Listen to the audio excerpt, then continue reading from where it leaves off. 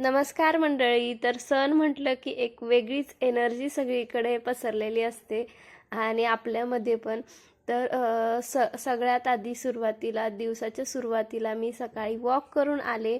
5:30ला गेले आणि 6:30ला घरी आले. त्यानंतर ग्रीन टी घेतला, मस्त आवरलं स्वतःचं अंघोळ वगैरे, नंतर घर आवरलं, घरामधलं झाडून वगैरे काढलं आणि मस्त देवपूजा केली. आणि आज सकाळी सकाळी देवपूजा करत होते. खूप छान वाटत होतं, खूप प्रसन्न वाटत होतं. म्हणजे मी वॉकला आजपासूनच चालले, त्यामुळं सकाळचे लवकर आवरतीये आणि देवपूजा सकाळची करायला खूप भारी वाटत होतं.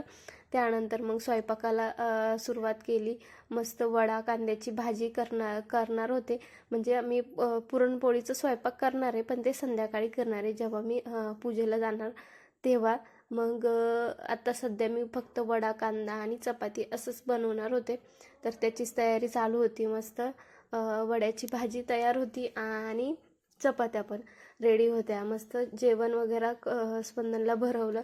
त्यानंतर तो झोपला होता. नंतर दुपारी उठल्याच्या नंतर मी आवरलं माझं मस्त आणि नंतर आम्ही वारुळाला गेलो आणि मस्त वारुळाला पूजा वगैरे केली आणि वापस येत होतो मस्त.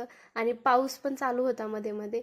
आणि आल्याच्या नंतर मी अर्धा स्वयंपाक मी करून गेली होते नैवेद्यापुरता. नंतर आल्यावर मस्त असं स्वयंपाक केला, मस्त ताट रेडी होतं आणि नंतर सगळं किचन वगैरे आवरलं.